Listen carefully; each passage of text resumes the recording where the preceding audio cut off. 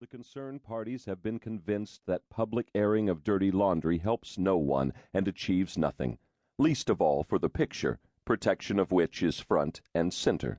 The principals, who may have been ripping out one another's aortas just weeks before, appear on television, smiling and tidied up, fielding softball questions lobbed by Allison Anchor, sounding like those robotic sports figures who mumble modestly, "I'm just taking it one game at a time," or, "My opponent, he's a real competitor." If the picture bombs, nobody cares how much blood was spilled making it. If it does well, success, Oscar nominations, big grosses, make lovebirds of them all. In both cases, the truth becomes a casualty of the calendar, old news, swept aside by the next big release. Miramax, and to a lesser extent Sundance, dominate this story, as they do the indie world. Many filmmakers in mid-career and staffers interviewed for this book were reluctant to speak the truth about either. The Sundance Film Festival in January is the most important event on the indie calendar. Filmmakers arrange their shooting schedules so that their films will be out of the lab in time to be seen by festival director Jeff Gilmore the preceding fall.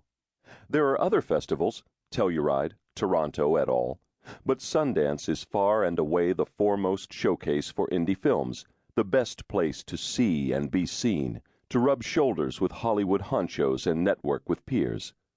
Again, Tarantino speaking about submitting Reservoir Dogs.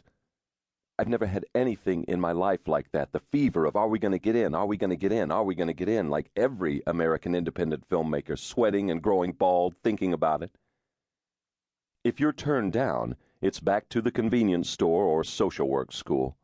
Moreover, if you cross Sundance, you won't be able to take advantage of the labs or the tender loving care it offers.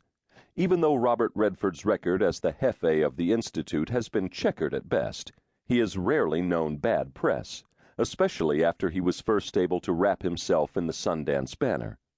Except once, in 1991, when yours truly wrote a critical article that was published in Premiere magazine. Even though I was able to interview him at that time, Redford, who has a long memory and holds on to grudges like a drowning man, refused to cooperate with this book, and more or less blocked my access to at least one key person who works for him. Then there's Miramax, run by the Weinstein brothers, Harvey and Bob. They have a reputation for brilliance, but also for malice and brutality. Even though, properly speaking, Miramax is not an indie, it was at one time, and until very recently bestrode that world like the proverbial colossus. Questions about Harvey Weinstein tend to elicit stock responses like, "He's passionate about movies," or "He may be difficult, but he's all about the work," accompanied by rolling of the eyeballs. So while there are many, many attributed quotes in this book, there are unattributed ones as well.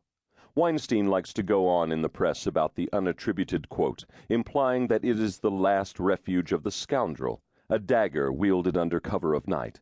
And it's true that in a perfect world, sources would freely speak out, without fear of retribution. But unfortunately, we don't live in a perfect world.